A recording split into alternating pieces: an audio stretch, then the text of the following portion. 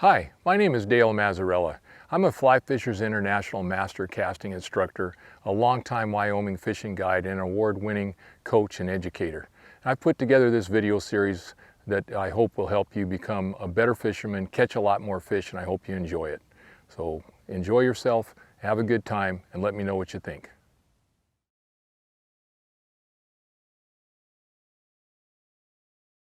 So let's talk about leaders.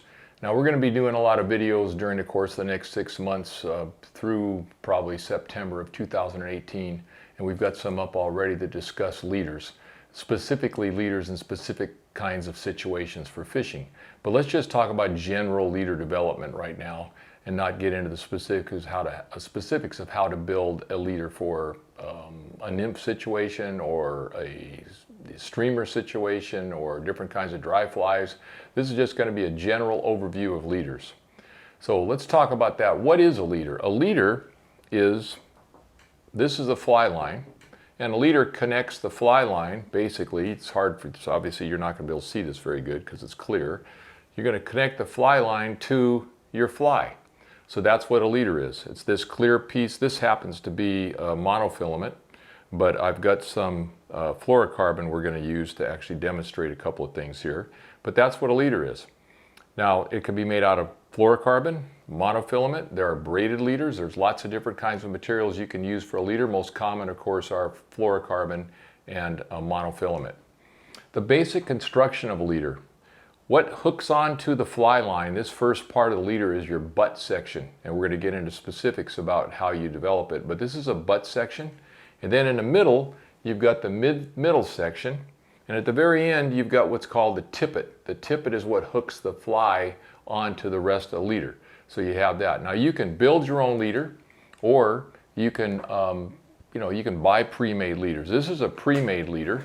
This happens to be a Rio leader, but a lot of manufacturers make really good leaders these days. And this is a pre-made leader. It comes in a package. It's a tapered leader. A lot of leaders, most modern leaders, at least for most of our fishing, are tapered leaders. And so this is tapered without any knots.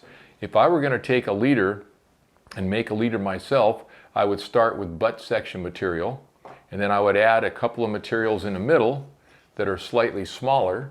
So these materials would make up the midsection, maybe this one too. So I would go from maybe 40 pound to 30 pound to 20 pound to 16 pound, and then my tippet would be 12 pounds. So this is sort of like a leader I use for red fishing, and we'll get into this examples of why that works. But think about this as a leader. This is why we want a tapered leader. A tapered leader, as a fly line starts to unroll like this, it starts to lose energy because it's unrolling a mass. So as it loses energy, we're going to taper to a smaller and a smaller and a smaller diameter of material. So we start off with a pretty big piece of fly line, and then gradually it gets smaller and smaller and smaller. So as the energy dissipates, the amount of material, the mass it has to turn over, is also reduced, and so it can continue to turn over.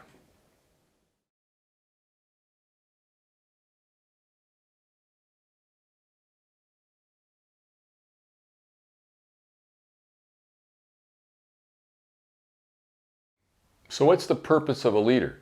Fundamentally, it's what we just talked about. You want to deliver a fly as effectively as you possibly can.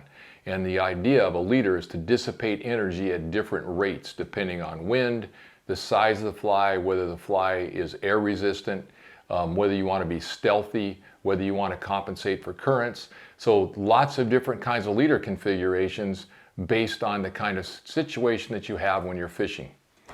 You know, the materials, you can adjust the type of leader you have by either the materials, the length of the leader, the configuration of the leader, or the diameter of the leader. So all of those things can be used to adjust what happens to a leader.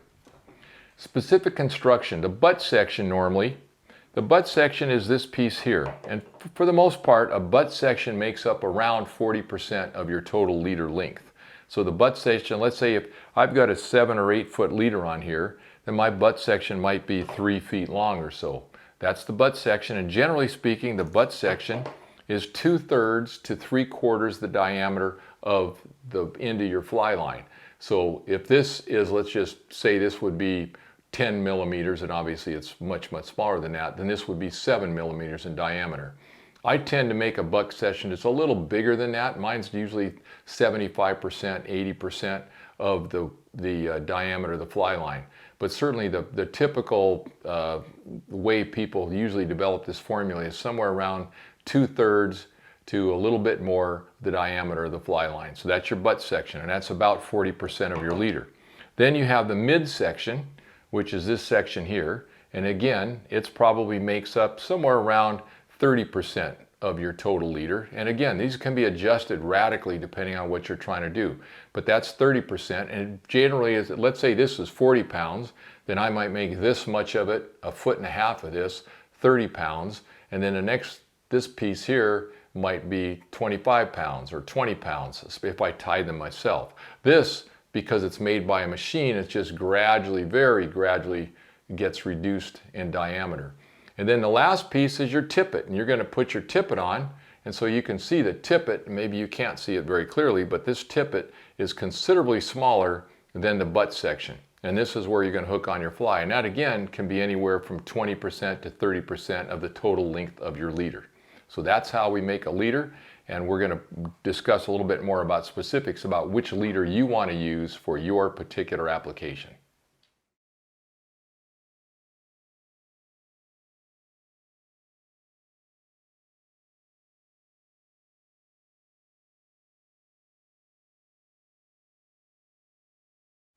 So let's talk about leaders in terms of some applications for fishing.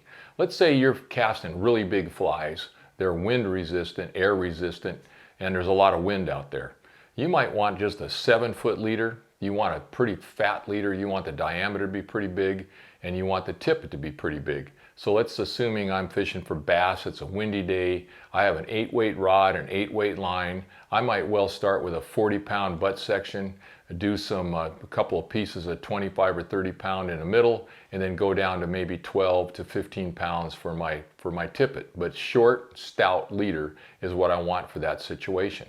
Then let's say the next day I go to the mountains and I'm fishing some kind of a spring creek, and I'm fishing size 24 tiny flies, and I've got a lot of different currents swirling around, and I want my fly to drift naturally. I don't want a straight leader. I'd like the leader to sort of dump, not turn over really good. In other words, it just doesn't have the diameter to turn over. It's just going to kind of dump at some point. I might well use a 4-weight rod. My butt section might be 20 or 25 pounds.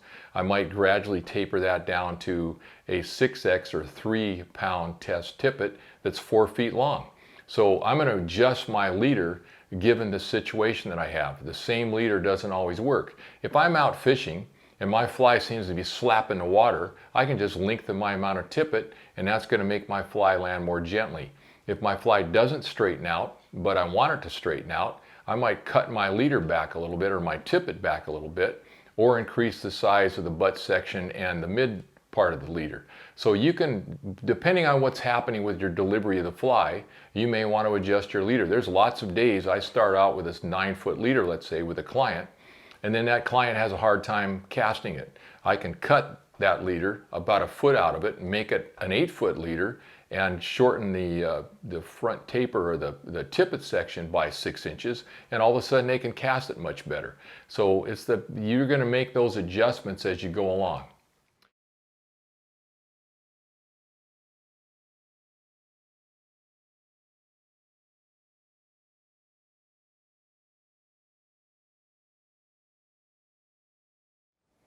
One question that always comes up is, what kind of knot should I learn to be able to do all this with leaders?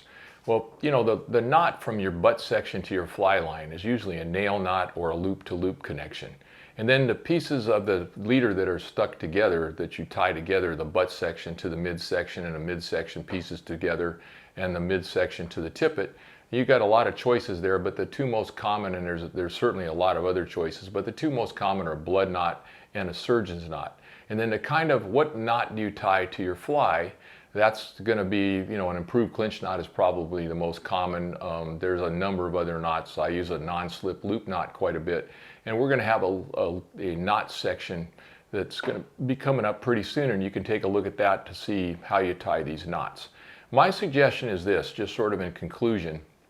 You know, I think most of my fishing, I use just a plain old leader out of a package. But there's a couple of situations, there's actually quite a few, where I learned to tie my own leaders, and I learned to adjust them for particular situations. For instance, here in Tampa Bay, I use fluorocarbon for the most part because it's abrasion resistant, and I'm fishing for fish that go over mussels and oysters all the time, and they abrade the leader. Also, I usually use about a 14-foot to 12 to 14-foot leader for these fish because they're super spooky. So I've got to be able to turn over a heavy clouser fly, a couple of medium dumbbell eyes at 14 feet with a 7-weight rod. I'm going to have to make my own leader. It's not going to happen out of a box. It's not going to happen. Same thing, I've been in places where, you know, you want an 18-foot leader sometimes to fish for really spooky trout that are a long ways away. I might use an 18-foot leader, and there's nobody that makes an 18-foot leader in a package. So my suggestion would be, for the most part, for 90% of most people's fishing, a leader out of a package is going to be fine. But I would play around with leaders. I'd play around buying a bunch of stuff. You know, you want to buy a bunch of butt section material, midsection material, practice your knots, practice your different leaders, and see how you do with them, because I think that's the way you're going to learn about how to adjust a leader for a particular situation. And there's a lot of times just moving a leader, making it 6 inches longer, 6 inches shorter, increasing the butt section, decreasing the midsection, increasing the tippet length, decreasing the tippet length. All of those things contribute to the way that fly acts after it hits the water and in the process of getting to the water. So I would definitely recommend that. Even if you can buy leaders out of a box or out of a package, try to learn to tie your own leaders. They really help you.